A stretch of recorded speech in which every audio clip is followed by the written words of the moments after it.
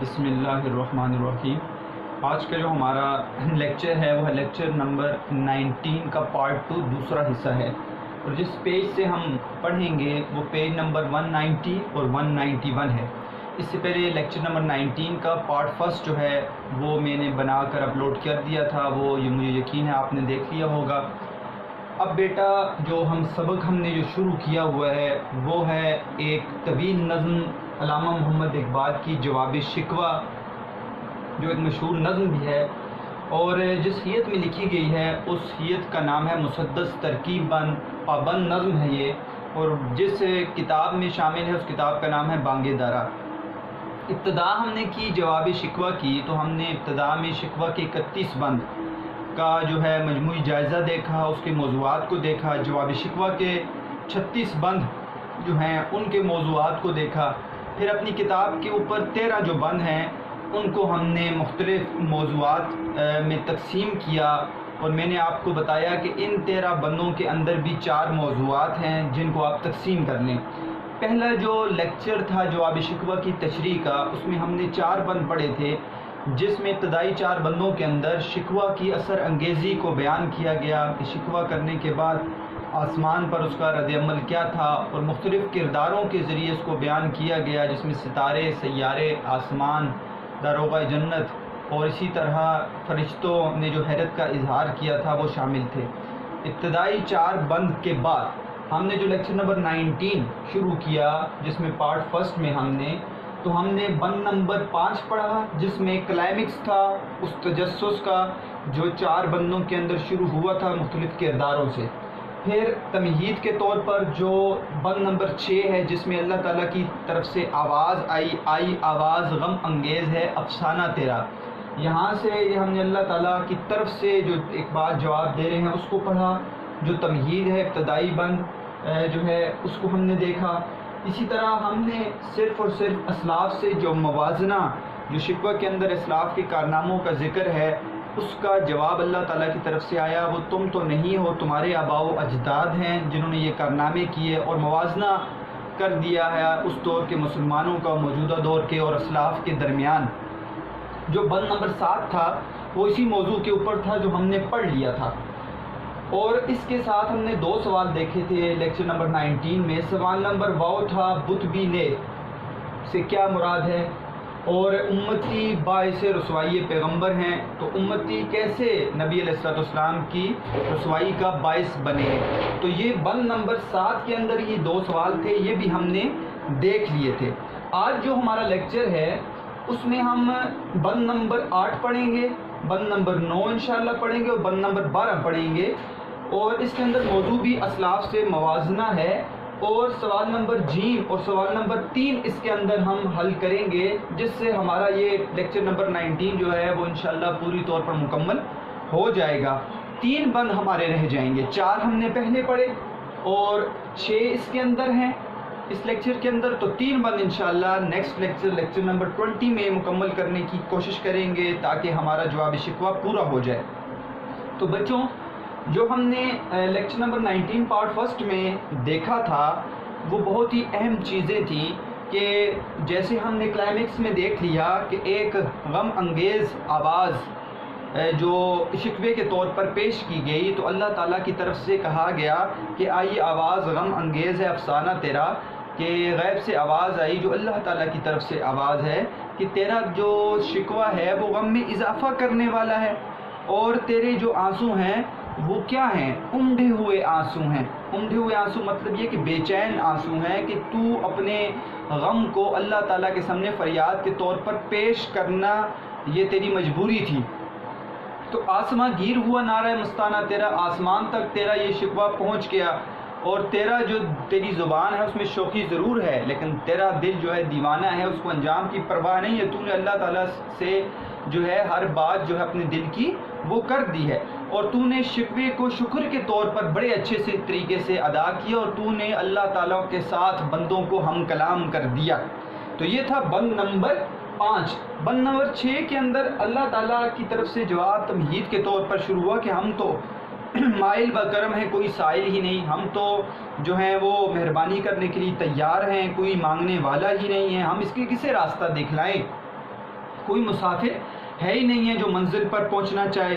ہماری طرف سے تربیت جو ہے ہر ایک بندے کے لیے ہے، لیکن اب تم میں وہ صلاحیت باقی نہیں رہی. اور اب جس سے مٹی سے آدم کی تعمیر ہوئی تھی، تم اس مٹی سے نہیں، گویا لگ رہا ہے کہ تم اس مٹی سے نہیں بنے ہو، یعنی تمہارے اندر وہ صلاحیت باقی نہیں رہی. کوئی قابل ہو تو ہم شان کئی دیتے ہیں، اگر کوئی قابلیت والا ہو تو ہم اس کو بادشاہ جیسی شان دیتے ہیں. جیسے ہم نے کیانی بادشاہوں کے کبات کے خسرو کے لہراسب کے کاؤس جیسے بادشاہوں کو شان دی، اور ڈھونڈنے والوں کو ہم ایسی نئی دنیا دیتے ہیں جیسے ہم نے کولمبس کو دی کہ اس نے امریکہ دریافت کر لیا. اس کے بعد اسلاف سے موازنہ بند نمبر 7، ٹھیک ہے، اور کہا کہ ہاتھ بے زور ہیں، الحاد سے دل خوگر ہیں، تم بے عمل ہو چکے ہو، تمہارا دل جو ہے وہ مذہب سے بیزار ہو چکا ہے، اور تم جو ہو وہ نبی علیہ السلام کی جو ہے رسوائی کا باعث بن چکے ہو. ٹھیک ہے، اور بت شکن تو اٹھ گئے ہیں. تم نے غزنوی کا کہا، محمود غزنوی کا، کہ وہ کیا کہتے بت گری کے عوض بت شکنی کیوں کرتے، تو وہ تو محمود غزنوی کی ذات تھی، تم تو بت شکن جو ہیں وہ چلے گئے ہیں دنیا سے، تم جو باقی ہو بتگر ہو.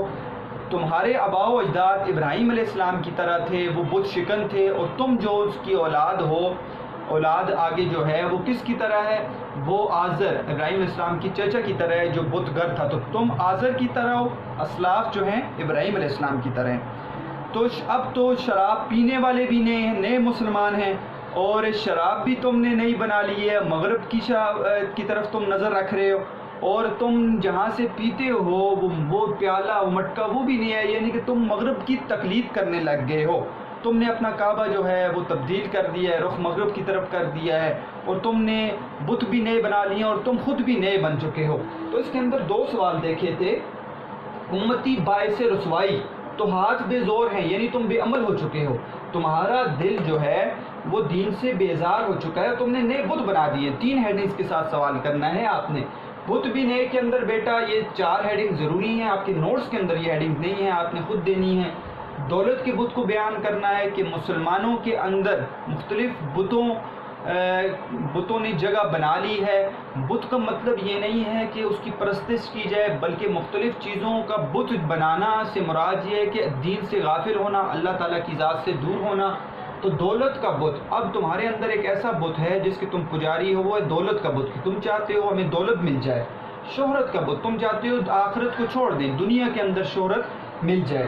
مغربی تقلید کا بت، تم نے کیا کر دیا ہے، دین کے راستے کو چھوڑ کر، حرم کعبہ کو چھوڑ کر مغرب کی تقلید کرنی شروع کر دی ہے، مغرب کو ماننا شروع کر دیا ہے، اور اپنے اندر تفرقہ بازی کے فرقوں کے مختلف بت بنا دیے ہیں، جس سے تمہارے اندر اتحاد ختم ہو چکا ہے. تو مجھے یقین ہے آپ کو یہ 2 سوال بھی سمجھ آ گئے ہوں گے، تھوڑا میں نے دہرا لیا بند نمبر 5، 6 اور 7. اب آتے ہیں بیٹا بند نمبر 8 کی طرف.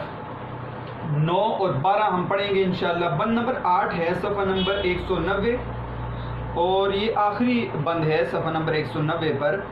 صفحہ دہر سے باطل کو مٹایا کس نے، نوح انسان کو غلامی سے چھڑایا کس نے، میرے کعبے کو جبینوں سے بسایا کس نے، میرے قرآن کو سینوں سے لگایا کس نے. تھے تو آبا وہ تمہارے ہی مگر تم کیا ہو، ہاتھ پر ہاتھ دھرے منتظر فردہ ہو. مشکل الفاظ کے معنی لکھیں. صفحہ دہر دنیا سے، صفحہ تو صفحہ آپ کو پتہ ہے پیج، اور دہر دنیا کو کہتے ہیں، یعنی دنیا کے صفحے سے، دنیا کے نقشے سے آپ لکھ لیں. نوع انسان، انسانوں کو غلامی سے چھڑایا کس نے، میرے کعبے کو جبین، جبین کہتے ہیں بیٹا پیشانی کو. تھے تو آبا وہ تمہارے ہی مگر تم کیا ہو، آبا سے مراد آباء و اجداد ہیں. ہاتھ پر ہاتھ دھرے، ہاتھ پر ہاتھ دھرنا اوپر لکھ لیں، یہ محاورہ ہے، کچھ نہ کرنا.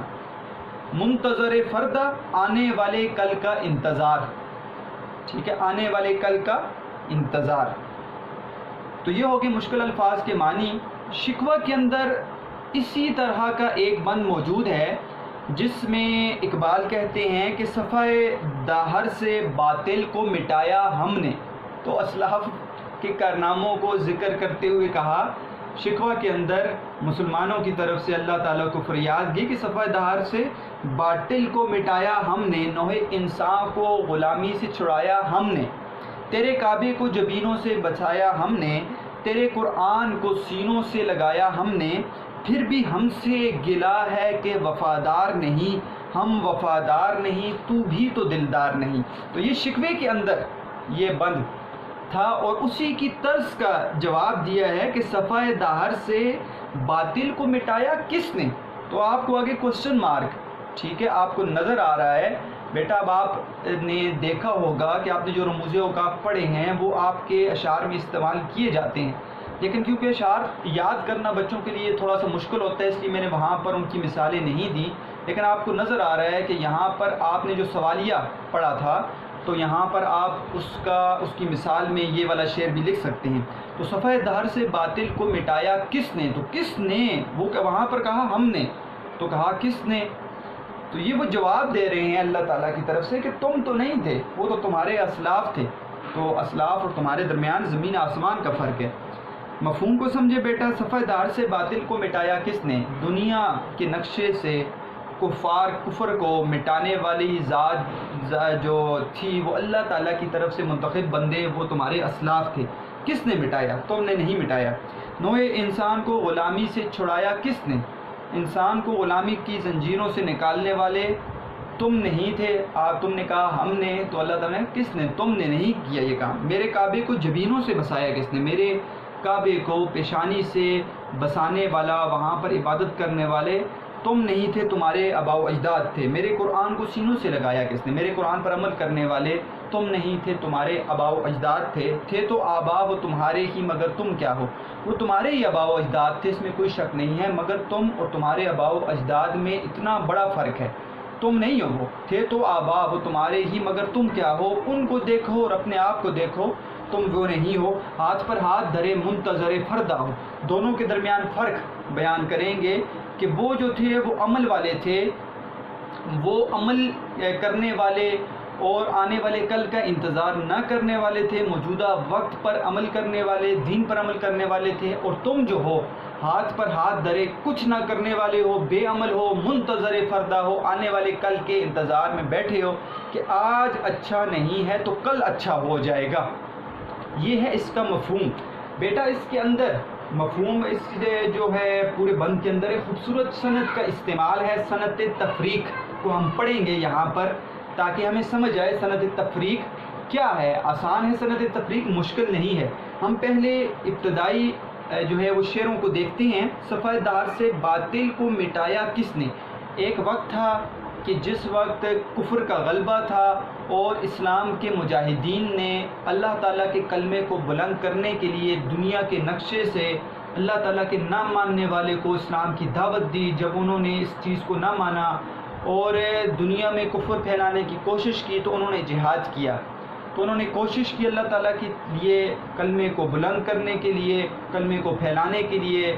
تو وہ بات ذکر کی شکوہ میں اقبال کی طرف نے مسلمانوں کی طرف سے کہ باطل کو مٹانے والے تو ہم تھے، ہم نے باطل کو مٹایا، تو اس کا جواب یہاں پر دے دیا کہ دنیا کے نقشے سے باطل کفر کو مٹانے والے جو تھے بندے وہ تم نہیں تھے، تمہارے آباء و اجداد تھے، اور انسان کو غلامی سے چھڑانے والا۔ دیکھیں بیٹا، دین ایسا مذہب ہے کہ جس کے اندر انسان جو ہے وہ غلام نہیں ہے۔ اللہ تعالیٰ نے انسان کو دنیا کے اندر بھیجا اور انسان کو غلامی، یعنی کہ ایک دوسرے کے ہم غلام ہیں اور غلامی کی زنجیروں میں، جیسے دوسرے مذاہب میں آپ کو پتہ ہے اسلام ہی ایسا مذہب ہے جس نے انسان کو ایک شناخت دی ہے، ایک عزت دی ہے، ایک مقام دیا ہے۔ عورتوں کو زندہ درگور کر دیا جاتا تھا، بچیوں کو جو ہے قبر کے اندر زندہ اتار دیا جاتا تھا، اور آپ کو پتہ ہے کہ گورے کو کالے پر، کالے کو گورے پر فوقیت حاصل ہوتی تھی۔ ہر ایک انسان جو ہے وہ کیا ہوتا تھا، اس میں یہ ہوتا تھا کہ وہ انسان دوسرے کو، جب وہ اس کے پاس پیسہ ہوتا تھا تو وہ دوسرے شخص کو خریدتا تھا، اس کو غلامی کی زنجیروں میں جکڑتا تھا۔ تو دین نے آ کر اس چیز سے آزاد کروایا کہ حضرت بلال حبشی جیسے جو ہیں مسلمان وہ آذان دینے لگ گئے، اور ان کا مقام جنت میں ہمارے نبی نے بتا دیا کہ میں جب جنت میں گیا تو مجھے قدموں کی آواز سنائی دی، تو کہا یہ تو حضرت بلال ہیں۔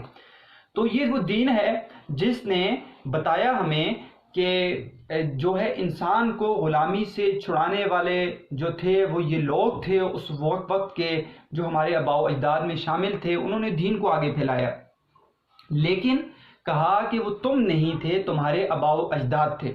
بیٹا بجلی آپ کے سامنے چلی گئی ہے، لیکن میں نے آپ کو کہا تھا لیکچر نمبر 19 میں کہ ہم اپنا سبق جاری رکھیں گے. آپ کو آواز پہنچ رہی ہوگی، بورڈ کی پکچر آپ کے پاس ویسے بھی ہوتی ہے، تو آپ نے اس کو سمجھ لینا ہے. تو یہاں پر جو ہے بیٹا تیسرے مصرے کے اندر میرے کعبے کو جبینوں سے بسایا کس نے؟ دیکھیں یہ کہا اس مسلمانوں نے کہ تیرے کعبے کو جبینوں سے بسایا ہم نے، تو اس کا جواب دے دیا کہ میرے کعبے کو جبینوں سے بسانے والے اور اس وہاں پر عبادت کرنے والے وہ تم نہیں تھے، تمہارے آباء و اجداد تھے. اور میرے قرآن کو سینوں سے لگایا کس نے؟ تو وہاں پہ کہا کہ ہم عمل کرنے والے ہیں شکوہ کے اندر. تو یہاں پر جواب دے دیا کہ تم نہیں ہو، تمہارے آباء و اجداد تھے. تم نے تو قرآن کو پس پش ڈال دیا ہے. اصل چیز قرآن کو سینوں سے لگانے کا مطلب یہ ہے کہ عمل کرنا، قرآن کی تعلیمات پر عمل کرنا، قرآن کے اوپر احکام پر جو ہے وہ مکمل طور پر یقین کرنے کے ساتھ ساتھ عمل کرنا، یہ اصل ہے. اور وہ عمل کرنے والے تمہارے آباء و اجداد تھے تو آبا وہ تمہارے ہی مگر تم کیا ہو. ہم مانتے ہیں تم نے اسلاف کے کارناموں کا ذکر کیا، وہ تمہارے ہی آباء و اجداد تھے، اس میں کوئی شک نہیں. لیکن تم بتاؤ کہ تم کیا ہو؟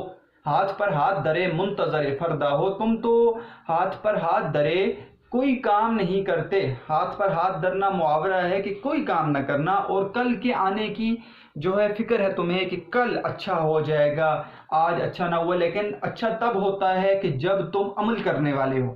جب تم محنت ہی نہیں کرو اور کہو کہ کل اچھا ہو جائے تو ایسے تو نہیں ہوتا. ایک اسٹوڈنٹ جب محنت ہی نہیں کرتا اور وہ یہ کہے کہ میرا نتیجہ اچھا آ جائے تو ایسا کبھی نہیں ہوتا.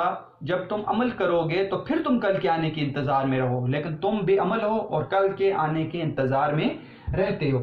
تو بیٹا یہاں پر جس صنعت کا استعمال ہے وہ ہے صنعت تفریق. صنعت تفریق علم بدیع میں شامل ایک ایسی صنعت ہے، خوبصورت صنعت ہے، جس کا مطلب اور مفہوم کیا ہے میں آپ کو یہ سمجھاتا ہوں. کچھ اشعار سے آپ کو میں اس کی مثال دے کے آسانی سے سمجھاؤں گا کہ اس صنعت کو صنعت تفریق کیوں کہا جاتا ہے. دیکھیے تفریق کا مطلب ہے فرق ظاہر کرنا. اب اس کا لغوی مطلب تو فرق ہے، اصطلاح کے اندر بیٹا یاد رکھنا ہے. یہاں پہ دیکھیے بورڈ کے اوپر میں نے لکھا ہوا ہے، اس کے اندر دو چیزیں لازمی ہوتی ہیں. پہلی بات کہ کسی بھی شعر کے اندر دو چیزوں کا ذکر ہوگا، آپ نے وہ دو چیزیں ڈھونڈنی ہیں. ٹھیک ہے، وہ دو چیزیں ڈھونڈنی ہیں، اس کے اوپر نمبر 1 لکھنا ہے اور نمبر 2 لکھنا ہے. پہلا کام آپ یہ کریں گے، اور پھر ان دونوں کے درمیان فرق کو بتانا. دوسرے مصرے کے اندر آپ نے فرق تلاش کرنا ہے، تو آپ کو نظر آ جائے گا کہ صنعت تفریق کا مطلب یہ ہے. تو صنعت تفریق ایسی صنعت ہے جس میں دو چیزوں کا ذکر آئے اور ان دونوں چیزوں کے درمیان فرق کو واضح کیا جائے، اس کو کہتے ہیں صنعت تفریق. میں آپ کو آپ کی اسی جو شعر ہم نے پڑھا ہے اسی سے مثال دیتا ہوں. تھے تو آبا وہ تمہارے ہی مگر تم کیا ہو. دیکھیں پہلے مصروں میں دو چیزوں کا ذکر، آبا اور تم. تو آبا کے اوپر آپ 1 لکھ لیں اور تم کے اوپر آپ 2 لکھ لیں. تو دو چیزوں کا ذکر. اب فرق کیا ہے؟ ہاتھ پر ہاتھ درے منتظر فردا ہو. ایک تو فرق بیان کر دیا کہ تم ہاتھ پر ہاتھ درے منتظر فردا ہو، تم بے عمل ہو، یہ بات، اور ساتھ اس کا متضاد تلاش کر لیں کہ عمل والے لوگ کون تھے؟ وہ آبا تھے. تو دیکھیں دو چیزوں کا ذکر آیا، آبا اور تم، موجودہ دور کے مسلمان اور اسلاف. ان دونوں کے درمیان فرق کو واضح کر دیا کہ آبا عمل والے تھے اور تم بے عمل ہو.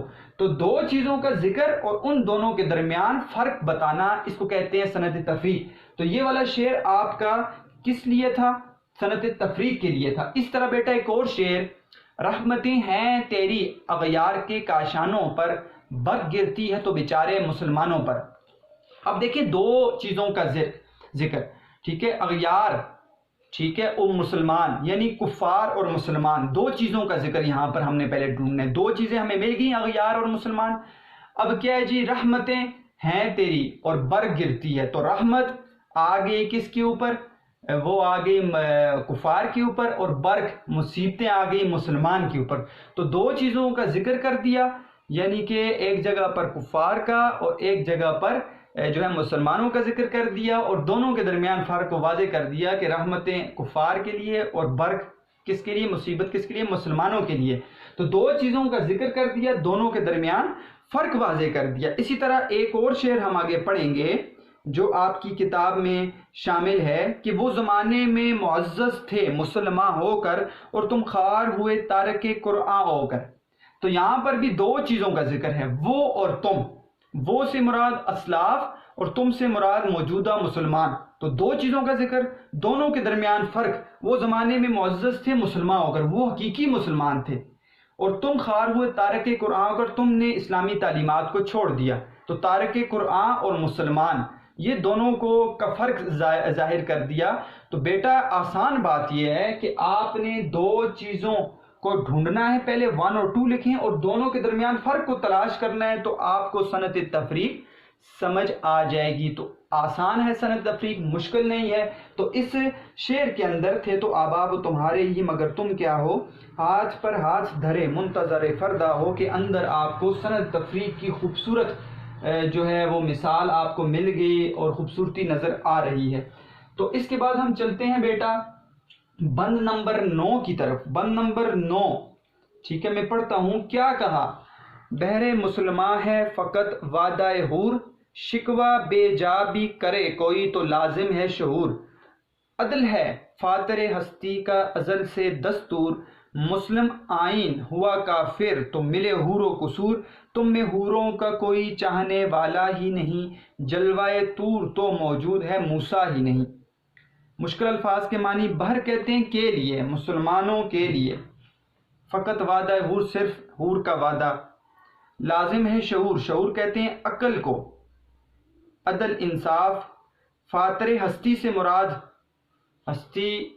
فاتر ہستی سے مراد آپ لکھ لیں اللہ تعالیٰ کی ذات. ازل ابتدا، ٹھیک ہے، دستور قانون.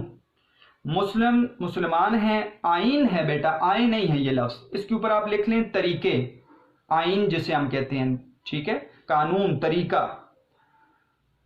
جلوہ طور تو موجود ہے موسیٰ نہیں. طور کا جلوہ، طور جو ہے آپ کو پتہ ہے کوہ طور مراد ہے، جہاں پر موسیٰ علیہ السلام نے جب یہ عرض کیا تھا اللہ تعالیٰ سے کہ میں آپ کو دیکھنا چاہتا ہوں، تو جب اللہ تعالیٰ نے کوہ طور پر موسیٰ علیہ السلام کو بلایا اور اپنی تجلی ظاہر کی، تو موسیٰ علیہ السلام تجلی کو برداشت نہ کرتے ہوئے بے ہوش ہو گئے. تو 2 دفعہ بلایا تھا جلوہ طور کے اوپر، کوہ طور کے اوپر، ایک دفعہ پیغمبری عطا کرنے کے لیے اور ایک دفعہ اپنا دیدار کروانے کے لیے. لیکن موسیٰ علیہ السلام کو کہا کہ دنیا کی آنکھیں نہیں دیکھ سکتی. وہ آپ کو قرآن کے اندر آپ نے پڑھا ہوگا، یہ والا جو مشہور واقعہ ہے، اس کی طرف اشارہ ہے. تو اس کے ساتھ آپ لکھ لیں صنعت تلمی. تو بیٹا اب دیکھتے ہیں اس کے اندر جو ہے مفہوم کو. تو مفہوم انتہائی آسان ہے. کیا کہا بہر مسلمان ہے فقط وعدہ حور. بیٹا یہ تو ذہن میں آپ رکھیں کہ شکوہ کے اندر ایک ایسا شعر پہلے میں پڑھتا ہوں جس کا یہ جواب ہے کہ قہر تو یہ ہے کہ کافر کو ملیں حور و قصور اور بیچارے مسلمان کو فقط وعدہ حور. کہ ظلم تو یہ ہے کہ کافر کو دنیا کے اندر حور و قصور مل رہے ہیں. محلات، قصور سے مراد قصر کی جمع ہے محل، ٹھیک ہے، قصور محلات. حور سے مراد عورتیں.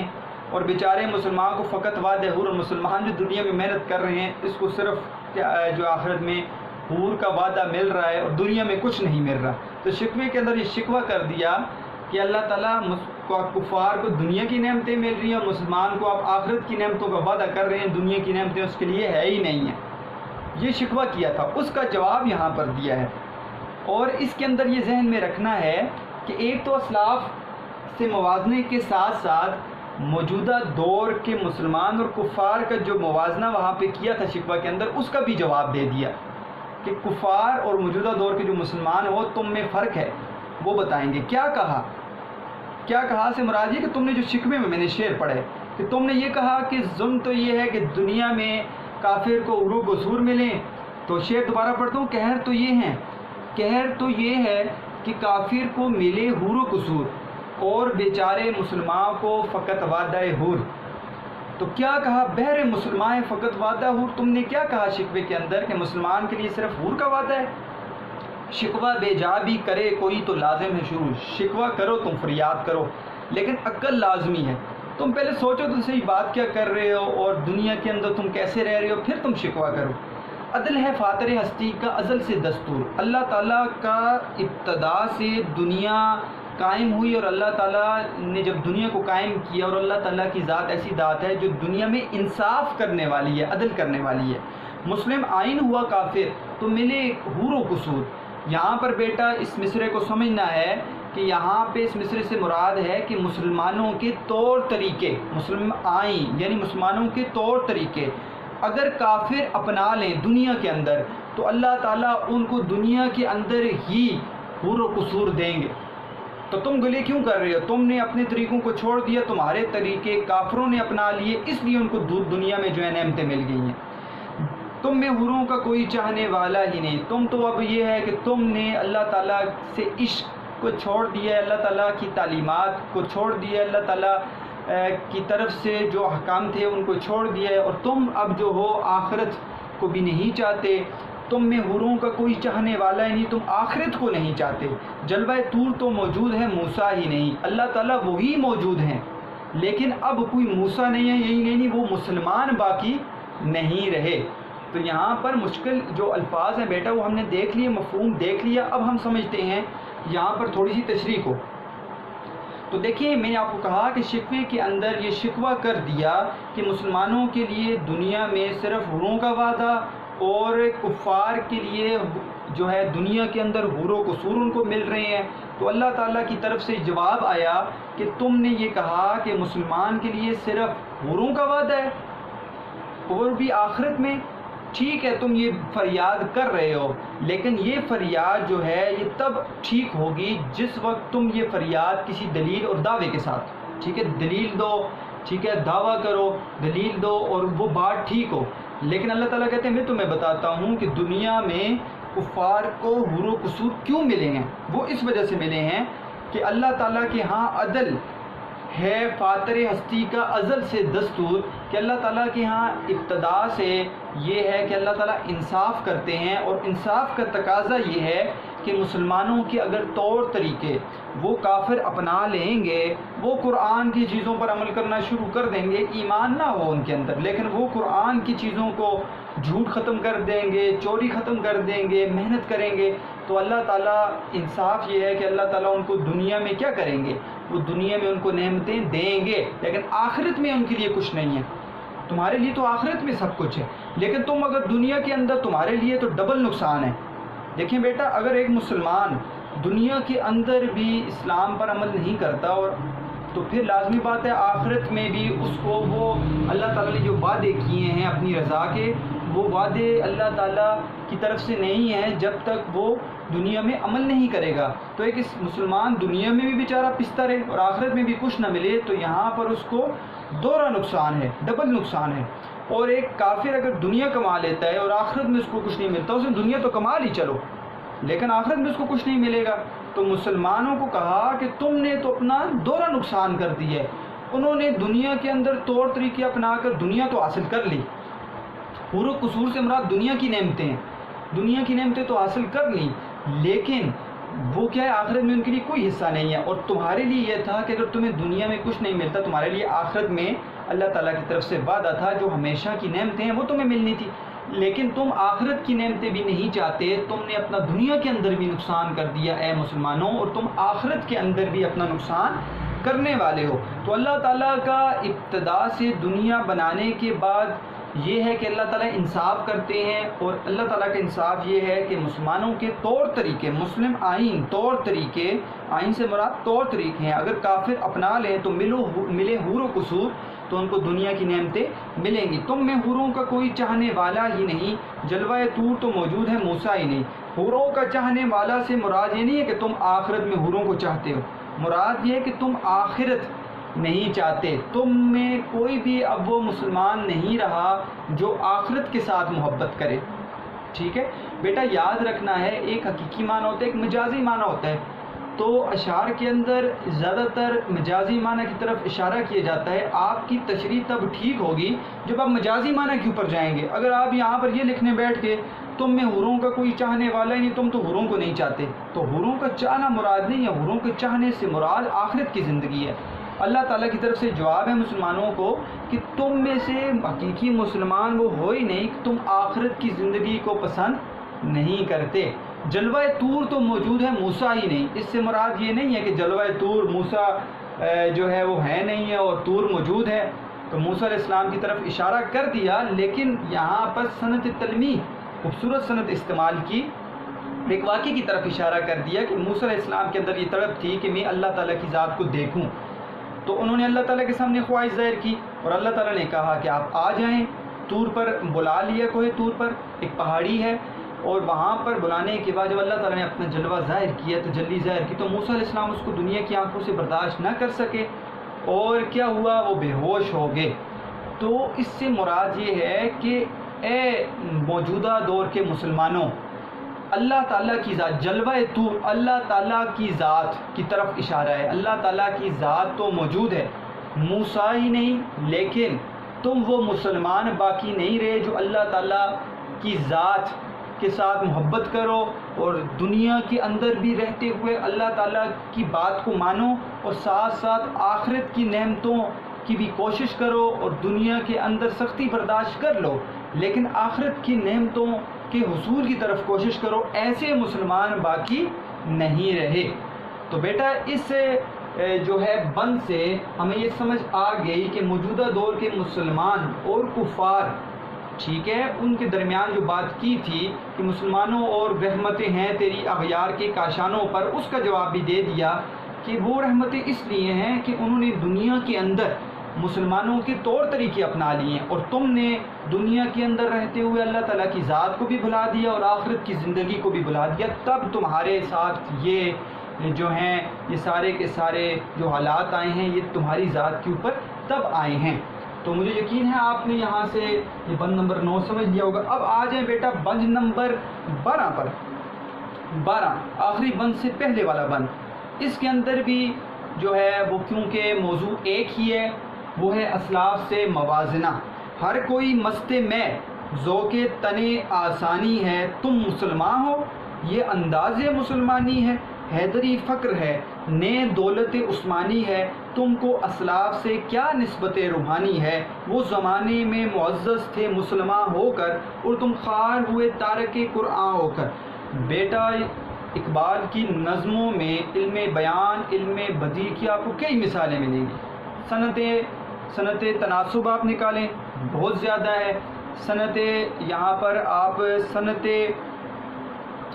آپ نکال سکتے ہیں، تضاد بہت زیادہ ہے۔ صنعت تلمیح یہاں پر اس بند میں بھی صنعت تلمیح ہے، صنعت تفریق اس بند کے اندر بھی ہے۔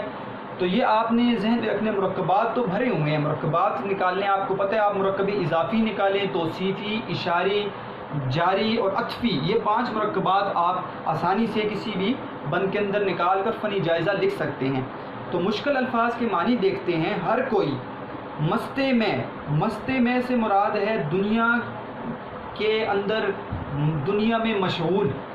مستے میں تو شراب کو کہتے ہیں نا، شراب کے نشے میں دھت، تو مراد یہ ہے کہ دنیا میں جو ہے وہ عیش و عشرت میں کیا ہوا ہے، وہ دنیا کی عیش و عشرت میں گم ہوا ہے۔ ذوق تن آسانی، عیش و آرام کی زندگی کا عادی۔ ذوق تن آسانی، آسانی آسان تن جسم کو کہتے ہیں کہ دنیا کے اندر آسانی چاہتا ہے۔ ذوق تن آسانی، عیش و آرام کی زندگی لکھ لیں۔ تم مسلمان ہو یہ انداز طریقہ۔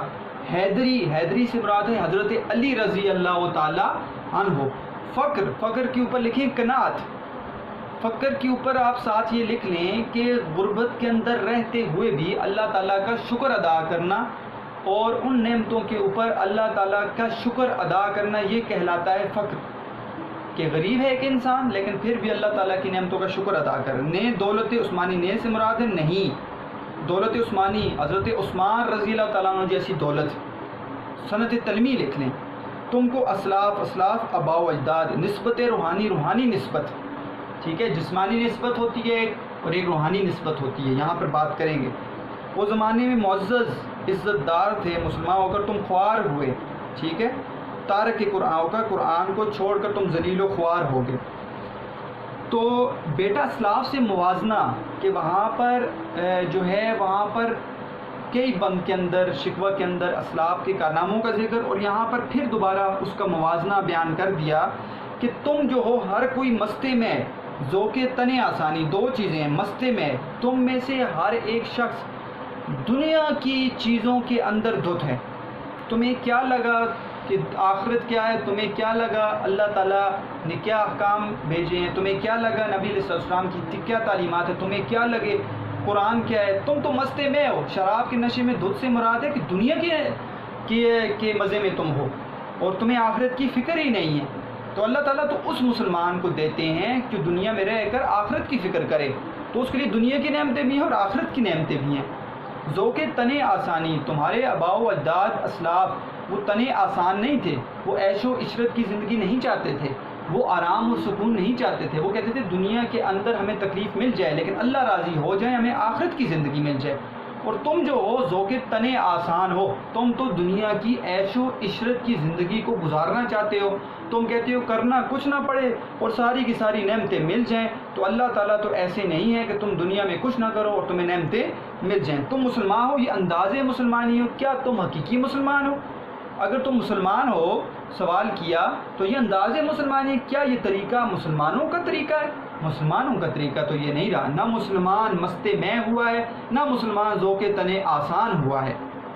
حیدری فقر ہے، نے دولت عثمانی ہے۔ دو یہاں پر صحابہ اکرام کا ذکر کر دیا، جو ہمارے خلفائے راشدین میں دو صحابہ ہیں، حضرت علی رضی اللہ تعالیٰ عنہ، حضرت عثمان رضی اللہ تعالیٰ عنہ۔ دونوں کی زندگی جو ہے بیٹا وہ متضاد زندگی ہے۔ آپ حضرت علی رضی اللہ تعالیٰ عنہ کی زندگی کو پڑھیں تو آپ کو نظر آئے گا کہ انہوں نے غربت کے اندر زندگی گزاری، یہاں تک کہ جو کی روٹی جو ہے حضرت علی رضی اللہ تعالیٰ عنہ وہ پانی میں بھگو کر کھایا کرتے تھے۔ غربت کا یہ حالت تھا۔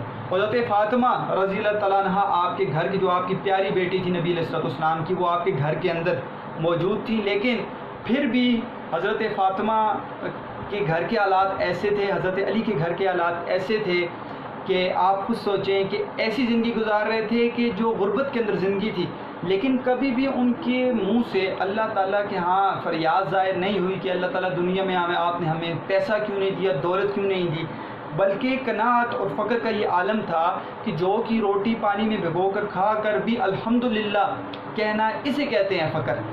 فقیر کوئی مانگنے والا نہیں ہوتا، فقیر سے مراد یہ ہے کہ آپ دنیا کی نعمتوں کو نہ ملیں، آپ کو، آپ غربت کے اندر رہ رہے ہیں لیکن پھر بھی لوگوں سے نہ مانگیں اور مانگیں اللہ کی ذات سے، اور اللہ کی ذات پر توکل کریں اور اللہ تعالیٰ کے ہاں پھر بھی شکر ادا کریں، یہ ہے فقر۔ تو حضرت علی جیسا نہ تمہارے اندر فقر ہے کہ تم نے نہ غربت کے اندر رہتے ہوئے شکر ادا کیا، نہ تم نے اس غربت کے اندر رہتے ہوئے اللہ تعالیٰ کے ہاں جو ہے وہ اپنی فریاد نہ ذکر کی اور اللہ تعالیٰ کے ہاں شکر ادا نہ کیا، تمہارے اندر وہ حضرت علی جیسا فقر نہیں ہے۔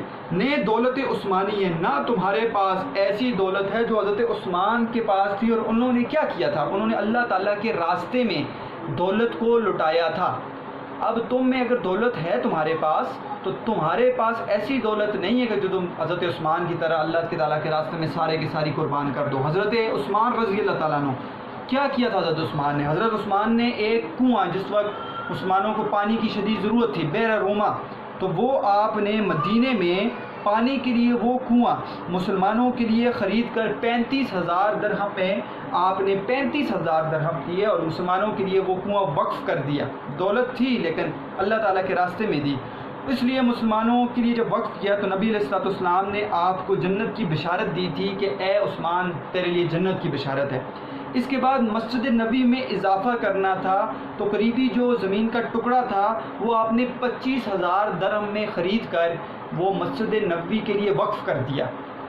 35,000 درہم دیے، کنواں خریدا مسلمانوں کے لیے، 25,000 درہم دیے، مسجد نبوی کے میں اضافہ کیا، ٹھیک ہے، اس کی زمین پر۔ اور تیسرا غزوہ تبوک کے اندر مسلمانوں کو جب شدید ضرورت تھی ساز و سامان کی تو حضرت عثمان وہ تھے جنہوں نے 900 اونٹ جو ہے وہ غزوہ تبوک کے لیے دیے، 100 گھوڑے دیے، 200 اوکھیا چاندی دی اور 1,000 جو ہے وہ دینار دیے۔ 900 اونٹ، 100 گھوڑے، 1,000 دینار، 200 اوکھیا چاندی، یہ دی جس پر نبی علیہ السلام نے حضرت عثمان کو فرمایا تھا اے عثمان آج کے بعد تجھے کوئی نقصان نہیں ہوگا۔ تو یہ ہیں حضرت عثمان جنہوں نے دولت جو ہے اللہ تعالیٰ کے راستے میں لٹا دی۔ کیا تمہارے پاس ایسی دولت ہے جو تم اللہ تعالیٰ کے راستے میں ایسے لٹاتے ہو؟ تو تمہیں کیا اسلاف سے نسبت ہے؟ تم کیسی باتیں کر رہے ہو شکوہ کے اندر؟ نہ تمہارے پاس حیدری فقر ہے، نہ تمہارے پاس دولت عثمانی ہے، تم کو اسلاف سے کیا نسبت روحانی ہے؟ تم کو آباء و اجداد سے کیا نسبت روحانی ہے؟ دیکھیے بیٹا، ایک تو یہ نسبت جسمانی کہ جو نسل کا سلسلہ شروع ہوتا ہے وہ جسمانی نسبت ہوتی ہے، جیسے دادا پردادا، ٹھیک ہے، اور اولاد جو ہوتی ہے یہ جسمانی نسبت۔ ایک ہے روحانی نسبت۔ دیکھیے تمام مسلمان آپس میں بھائی بھائی ہیں، تو اس اعتبار سے ہماری روحانی نسبت ہے۔ تو یہاں پر روحانی نسبت کا تذکرہ کیا گیا کہ تم کو آباء و اجداد سے کیا روحانی نسبت ہے۔ وہ مسلمان تھے، حقیقی مسلمان تھے، اور تم جو ہو صرف نام کے مسلمان رہ گئے ہو۔ وہ زمانے میں معزز تھے مسلمہ ہو کر، اور تم خوار ہوئے تارک قرآن ہو کر۔ یہاں پر سند تفریق کا استعمال، دو چیزوں کا ذکر، ٹھیک ہے، وہ سے مراد کیا ہے؟ اسلاف۔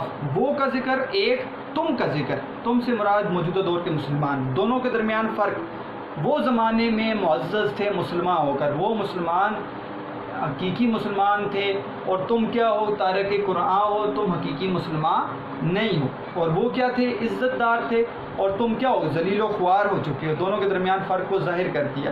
تو وہ زمانے میں معزز تھے مسلمہ ہو کر، وہ زمانے میں معزز اس لیے تھے کہ وہ حقیقی مسلمان تھے، اور تم ذلیل و خوار ہو گئے ہو دنیا کے اندر رہتے ہوئے۔ کیوں؟ کہ تم نے تارک قرآن کو چھوڑ دیا ہے، یعنی کہ دینی تعلیمات پر تم عمل نہیں کر رہے۔ تو یہ ہے بند نمبر 12 جس کے اندر اسلاف سے موازنہ بیان کر دیا گیا ہے۔ اب بیٹا ہمارے لیے جب اسلاف سے موازنہ ہم نے ذکر کر لیا تو سوال نمبر جیم صفحہ نمبر 192 پر سمجھنا ہمارے لیے اب مشکل نہیں ہوگا کہ موجودہ سوال نمبر جیم پڑھتا ہوں۔ سوال نمبر جیم ہے، اس نظم میں موجودہ دور کے مسلمانوں کی کن کمزوریوں اور خامیوں کا ذکر ہے؟ ہاتھ بے زور، یہ والی بات رکھنی ہے، بے عمل ہے۔ ہاتھ بے زور سے مراد کیا ہے؟ ایک خامی مسلمانوں کے اندر یہ ہے کہ تم جو ہو بے عمل ہو چکے ہو، ایک خامی۔ منتظر فردہ، آنے والے کل کا انتظار، ٹھیک ہے، ہاتھ پر ہاتھ درے منتظر فردہ ہے، کیا ہے کہ تم کچھ نہیں کرتے اور آنے والے کل کے انتظار میں بیٹھے ہو۔ تارک قرآن ہو، جو اس ہم نے بند کے اندر پڑھا ہے کہ تم نے اسلامی تعلیمات کو چھوڑ دیا ہے، اور اسلاف سے دوری۔ تمہیں اسلاف سے کیا نسبت روحانی ہے کہ تمہارے اندر اسلاف والی باتیں ہیں ہی نہیں ہیں۔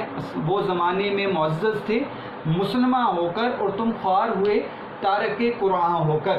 تو یہ جو ہے بیٹا اس کے اندر جو چیزیں ذکر ہیں وہ یہاں پر بھی ذکر ہے، آپ وہ ذکر یہاں پر بھی کر سکتے ہیں، اور نوٹس کے اندر ہیڈنگز کسی اور طریقے پر ہیں لیکن باتیں یہی ذکر کی گئی ہیں۔ میں نے یہاں پر شعر والی ہیڈنگ دی ہے جو شعر کے اندر موجود ہے، زیادہ بہتر لگتی ہے۔ تو یہاں سے آپ کو سوال نمبر جیم آپ کا بھی حل ہو جاتا ہے جب ہم نے اسلاف سے موازنے کو پڑھ لیا۔ تو بیٹا اب ہمارا یہ لیکچر نمبر 19 مکمل ہو چکا ہے۔ پارٹ فرسٹ اور پارٹ سیکنڈ دونوں پارٹس کو ہم نے جو ہے وہ پڑھ لیا، اور دونوں پارٹس میں ہم نے بند نمبر 5 پڑھا ہے، بند نمبر 6 پڑھا ہے، بند نمبر 7، 8، 9 اور 12 پڑھا ہے، یعنی 6 بند ہم نے پڑھے ہیں۔ اس سے پہلے ہم نے 4 بند پڑھ لیے، 10 بند کل ہو گئے، 3 بند رہ گئے ہیں جس میں 2 موضوعات ہیں، ایک ہے دعوت عمل اور ایک ہے پر امید مستقبل۔ یہ 2 موضوعات انشاءاللہ ہم لیکچر نمبر 20 میں ہم پڑھیں گے۔ تو ہوم ورک میں نے آپ کو بتا دیا تھا لیکچر نمبر 19 پارٹ فرسٹ میں، آڈیو بھیجا تھا میں نے آپ کو کہ آپ سوال نمبر ہے کر لیں۔ تو یہاں پر آپ سوال نمبر بیٹا 3 اور جیم، ٹھیک ہے، یہ دونوں سوال آپ کے لیے بہت ضروری ہیں، صنعت تفریق آپ کریں، یہ ہوم ورک ہے، اور ساتھ ساتھ آپ نے سوال نمبر جیم کر لینا ہے، یہ آپ کا ہوم ورک ہے۔ تشریح کو ذہن میں رکھنا ہے، آخر میں انشاءاللہ میں آپ کو 2 اشعار دوں گا جس کی آپ نے تشریح اپنی کاپیز میں کرنی ہوگی، ضروری ہے وہ بھی، تو وہ آخر میں انشاءاللہ دوں گا۔ تو اگلے لیکچر میں انشاءاللہ ہم باقی جو بند رہ گئے ہیں جواب شکوہ کے اس کو پڑھیں گے، اور جو بھی مشقی سوال 2 یا 3 رہ گئے ہیں اس کو حل کرنے کے ساتھ ساتھ ہم انشاءاللہ اپنی جواب شکوہ کو مکمل کر لیں گے۔ تو مجھے یقین ہے بیٹا کہ آپ کو لیکچر کی سمجھ آئی ہوگی۔ اب تھوڑا لیکچر میں تیز اس لیے کرتا ہوں کہ آپ کو ایک تو طریقہ کار معلوم ہو چکا ہے، آپ ماشاءاللہ سمجھ گئے ہیں میرے طریقے کو، اور دوسرا یہ کہ ہم تھوڑا تیز چلیں تاکہ ہمارے سبق بھی حل ہو جائیں، اور سمجھ آ رہی ہے آپ کو، اگر سمجھ نہیں آ رہی کوئی ایسا مسئلہ ہے آپ کو تو آپ مجھے بتا سکتے ہیں تاکہ میں اس کے اندر اپنی اصلاح بھی کروں۔ تو آپ مجھے بتائیں کہ سر یہ والی چیز نہیں سمجھ آ رہی، لیکن ابھی تک الحمدللہ آپ کی طرف سے جو ہے اچھا رسپانس مل رہا ہے کہ سر ہمیں سبق سمجھ آ رہی ہے، آپ ہوم ورک کر رہے ہیں، یہ بہت اچھی بات ہے۔ تو بیٹا یہ میری طرف سے اس سبق کے اندر بھی آپ کو کوئی سوال ہے آپ کے ذہن میں؟ ٹھیک ہے، کوئی آپ کے اشکال آپ کے ذہن میں ہے اور کوئی ایسی بات ہے تو آپ مجھ سے پوچھ سکتے ہیں کہ سر یہ والی بات سمجھ نہیں آئی۔